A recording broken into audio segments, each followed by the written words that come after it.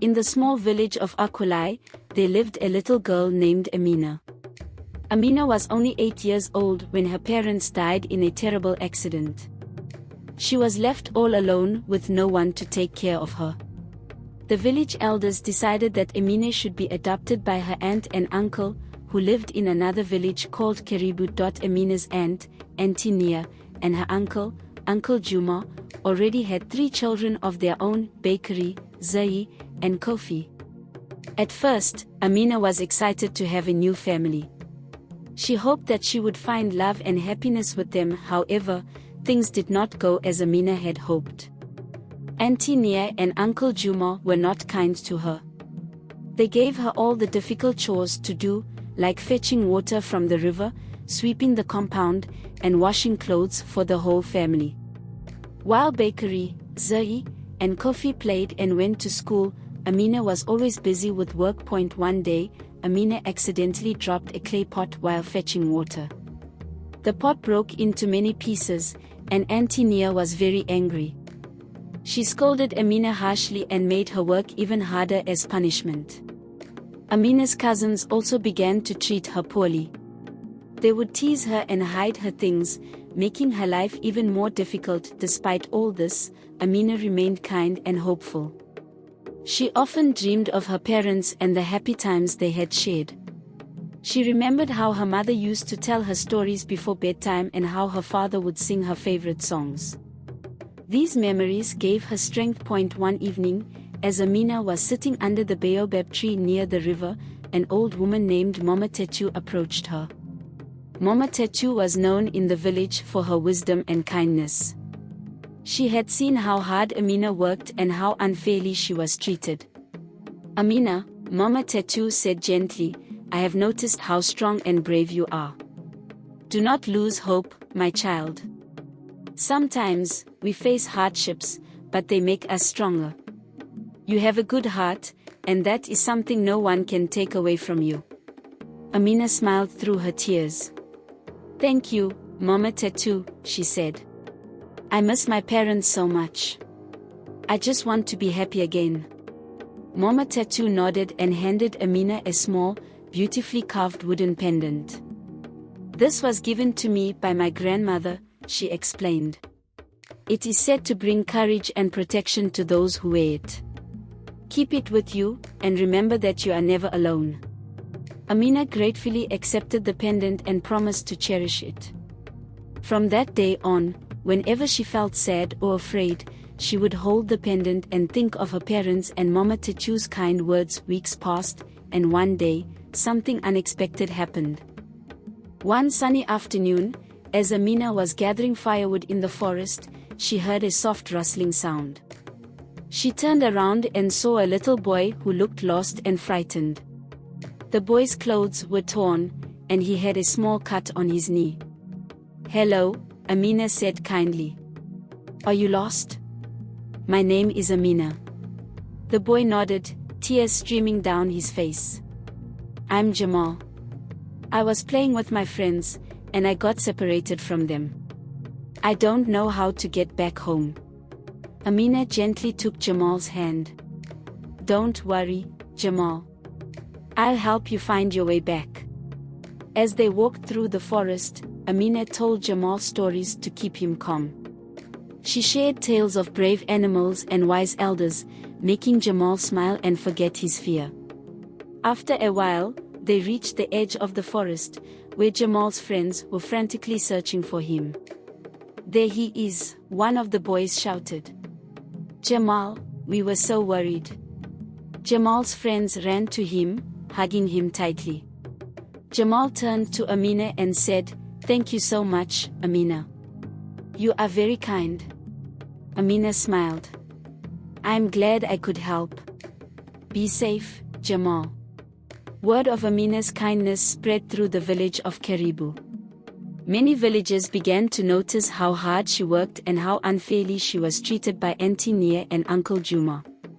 They admired her strength and kindness. One day, the village chief, Chief Bakery, called for a meeting with Auntie Nia and Uncle Juma. The chief had heard about Amina's situation and wanted to discuss it. Auntie Nia, Uncle Juma, Chief Bakery began, Amina is a part of our village now, and it is our duty to treat her with kindness and respect. She has shown great courage and has helped others selflessly. It is time for her to be treated fairly and given the opportunity to learn and grow.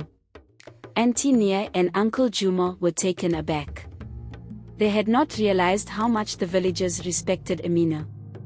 Feeling ashamed, they promised to treat Amina better and allow her to attend school with her cousins. From that day forward, Amina's life began to change. She was given the chance to go to school, where she made new friends and learned many new things. Though she still helped with chores, Auntie Nia and Uncle Juma were kinder and more understanding. Amina never forgot Mama Tetu's words or the pendant that brought her courage. She continued to be strong and kind, knowing that she was never truly alone. And as she looked forward to each new day, she felt hope and happiness growing in her heart once more. One afternoon, as Amina was studying under the baobab tree, she noticed a familiar face approaching her. It was Mama Tetu, with her gentle smile and wise eyes. "Amina, my child," Mama Tetu greeted. "I see that things have improved for you. How are you feeling?" Amina beamed. "Thank you, Mama Tetu. I am much happier now. I go to school, and Auntie Nia and Uncle Juma are kinder. Your pendant gave me the strength to keep going." Mama Tetu nodded approvingly. "I am glad to hear that. But remember, true strength comes from within. You have a kind heart, and that is your greatest gift." Amina hugged Mama Tetu, feeling grateful for her support. As she continued her studies, she discovered that she had a natural talent for storytelling. Her teachers often praised her for her creativity and imagination. Amina's stories became popular among her classmates, and she was invited to share them during village gatherings. One day, as the villagers gathered under the large baobab tree, Amina stood up to tell a new story. She took a deep breath and began, "Once upon a time, in a village not far from here, there lived a young girl who faced many challenges but never gave up." The villagers listened intently, captivated by Amina's tale. She wove a story of bravery, kindness, and the importance of never losing hope. As she spoke, she noticed Auntie Nia and Uncle Juma in the crowd, their expressions filled with pride and admiration. After the story, the villagers applauded, and Chief Bakery approached Amina. "You have a gift, Amina," he said. "Your stories inspire us all. You remind us that even in the face of hardship, we must remain hopeful and kind." Amina felt a warm glow of happiness. She realized that her stories had the power to bring people together and spread kindness throughout the village. She made a promise to herself to continue sharing her stories and to always remember the lessons she had learned. As the sun set over the village, Amina looked up at the sky, feeling a deep sense of contentment. She knew that her journey was far from over, but she was ready to face whatever challenges lay ahead with courage and hope. And with each new day, Amina continued to grow, spreading her light and kindness to everyone she met. As the months passed, Amina's storytelling continued to enchant the villagers. She became well loved, and many people sought her out for advice and comfort. Amina was happy, but she couldn't help feeling a longing to do more for the village that had embraced her. One evening, as Amina sat by the river, she had an idea. She decided to start a storytelling club for the children in the village. She believed that storytelling could help them learn important lessons and bring them closer together. The next day, Amina shared her idea with her teacher, Mr. Kamau, who was delighted and offered to help. They gathered the children under the baobab tree and began the first meeting of the Akolai Storytelling Club. Amina started by telling a story about a clever rabbit who outsmarted a greedy lion. The children laughed and cheered, excited to share their own stories.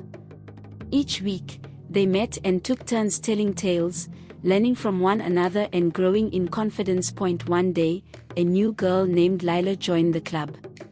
Lila was shy and nervous, having recently moved to the village.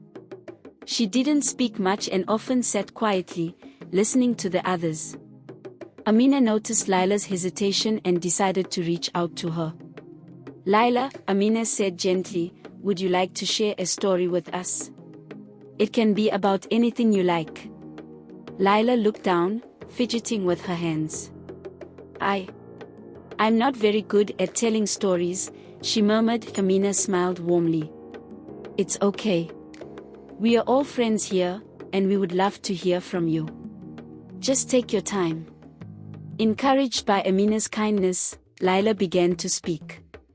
She told a story about a little bird who lost its way and found help from unexpected friends. Her voice was soft at first, but as she continued, she grew more confident. The other children listened intently, and when Lila finished, they clapped and cheered. Lila's face lit up with happiness. "Thank you," she said shyly. "I've never told a story before." "You did wonderfully," Amina assured her. "Everyone has a story to tell, and yours was beautiful." As time went on, the Akulai Storytelling Club became a place where all the children felt welcome and valued. They learned from each other, shared their dreams, and supported one another through challenges. One afternoon, as the club gathered under the baobab tree, Chief Bakery visited them. He had heard about the club and wanted to see it for himself. "Amina," Chief Bakery said, "you have done a remarkable thing by bringing these children together. Your storytelling has created a community of friendship and learning. I am very proud of you." Amina felt a surge of pride and gratitude. "Thank you, Chief Bakery. It means a lot to me." The chief smiled. "Keep nurturing this gift, Amina. You are making a difference." With those words of encouragement, Amina felt even more determined to continue her work. She knew that storytelling was not just about entertainment, it was a way to teach, to heal, and to bring people closer together. And as long as she had a voice, she would use it to spread hope and kindness in her village. Little did Amina know, her journey was about to take an unexpected turn, leading her to discover even more about herself and the world around her. One day, while the Akulai Storytelling Club was in full swing, a stranger arrived in the village. He was an old man named Baba Khalid, known far and wide for his wisdom and knowledge of ancient stories. He had traveled from village to village, gathering tales and sharing his own. Baba Khalid approached Chief Bakery and asked to meet the young storyteller he had heard so much about. The chief eagerly led him to the baobab tree, where Amina was telling a story to the children. When Baba Khalid saw Amina, he smiled warmly. "Amina, I have traveled many miles to hear your stories. Will you share one with me?" Amina was honored and a little nervous, but she nodded and began to tell a story about a brave young girl who overcame great challenges with the help of her friends and family. Baba Khalid listened intently, his eyes twinkling with delight. When Amina finished, Baba Khalid clapped his hands. "You have a rare gift, Amina. Your stories are filled with wisdom and heart. I see great things in your future." Amina blushed. "Thank you, Baba Khalid. It means so much to hear that from you." Baba Khalid nodded thoughtfully. "I would like to teach you more about the art of storytelling, if you are willing. There are many ancient tales and techniques that you could learn." Amina's eyes lit up with excitement. "I would love that." For the next few months, Baba Khalid became Amina's mentor. He taught her the secrets of storytelling, the importance of voice and gesture, and the ways to capture an audience's imagination. Amina absorbed everything like a sponge, eager to grow and improve. One evening, as they sat by the fire, Baba Khalid shared a story that had been passed down through generations. It was about a legendary storyteller who traveled across the land, spreading wisdom and bringing peace to troubled hearts. "Amina," Baba Khalid said, "you remind me of this storyteller. You have the power to touch people's lives and make a real difference. Remember, a true storyteller does not just entertain, they inspire, heal, and unite." Amina felt a deep sense of purpose. She realized that her journey was just beginning and that she had a responsibility to use her gift for the greater good. When Baba Khaled finally prepared to leave Akulai, he gave Amina a beautifully bound book filled with stories from his travels. "Keep this with you," he said. "Add your own stories to it and share them with the world." Amina hugged Baba Khaled, tears in her eyes. "Thank you for everything." Baba Khaled smiled.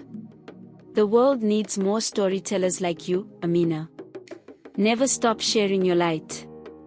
As Amina watched Baba Khaled disappear into the horizon, she felt a surge of determination. She knew that her journey as a storyteller was far from over.